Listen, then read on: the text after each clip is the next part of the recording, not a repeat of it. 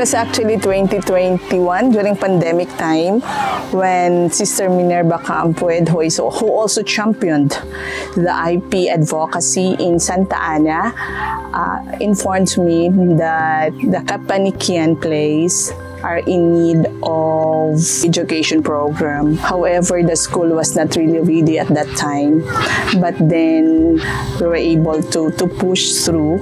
However, after pushing through, we again stopped.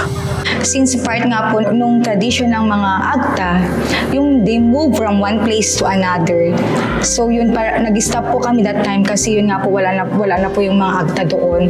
And then, yun, siguro may spirit na nag-touch sa amin.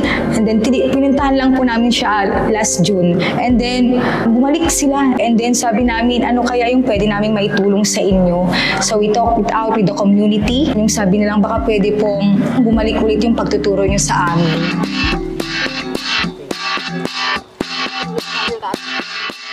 Ako po si Rebelin Bacleg, isang leader ng IP AGTA dito. Gusto ko pong ituro sa aking mga katribo na matuto para sa ganun ay meron din makapag-aral dito sa aming at gusto ko rin po sanang ma-improve itong community namin. Ang paaralan na ito mahalaga dahil lahat ng mga magulang dito hindi nila alam ang magsulat. Kaya ayaw namin ganun din sila sa balang araw. Gusto naming maging isang salamin ba? Para sa ganun ay ma-encourage din ang mga magulang na pag-aralin ang mga anak. Yung typical na araw dito, isa-isahin mo yan, natatawagin sila, susunduin mo na tara na, pasok na. Nakaligo na ba kayo? Kumain na kayo? Tapos may mga sasabay sa'yo papunta dito sa classroom. Siyempre, nandun pa rin yung ugali ng mga bata na habang naglalakad papunta sa classroom, maglalaro yung mga yan dyan sa daan. Kaya pagdating dito, magkukumustahan kung anong nangyari kanina habang sila ay papunta rito na maaaring gamitin din yung maikling karanasan na yun para at least makakonect sa kanila at maikonnect yung ituturo. Dito po mahiyain po sila. Mahinhin, bihira lang sumagot.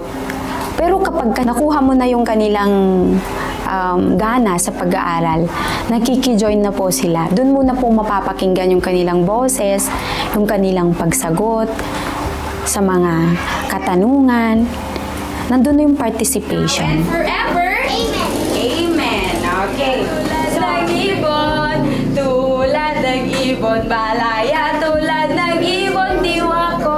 Yung sa portion kwela na program namin, yun yung tinatawag naming katulong sa maayos o wasto na pagkalinga, care for them, edukasyon. So yung sa edukasyon, yung sa literacy and numeracy program po ng school, education, and sa health po namin, tinuturuan namin sila ng proper hygiene.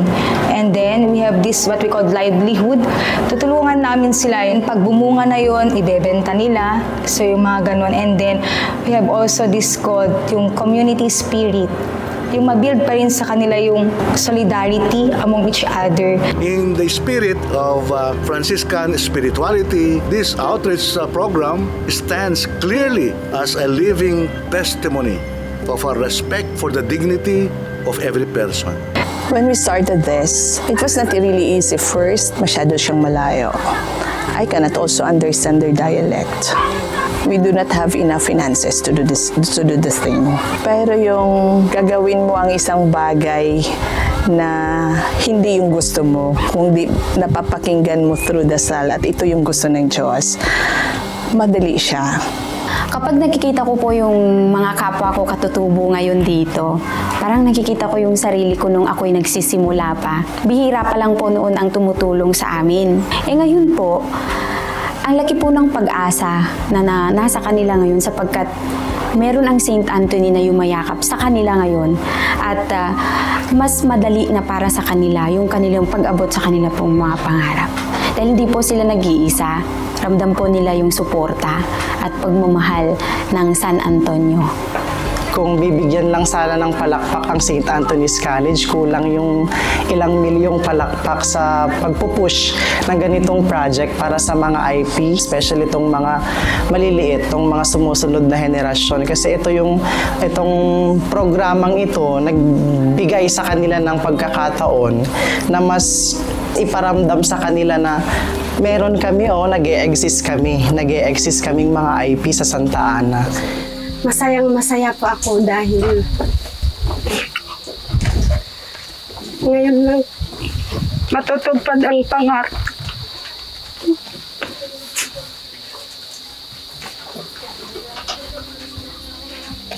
Dahil ang saya-saya na aking pakiram, sir. Napakasaya ko talaga.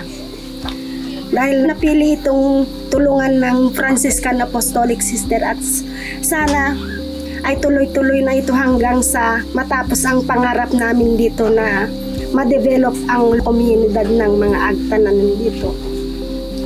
Thank you very much, CAP. Actually, we don't expect our stories will be chosen. It is my hope and it is my desire na sana makapagtapos sila habang andito kami na tumutulong sa kanila.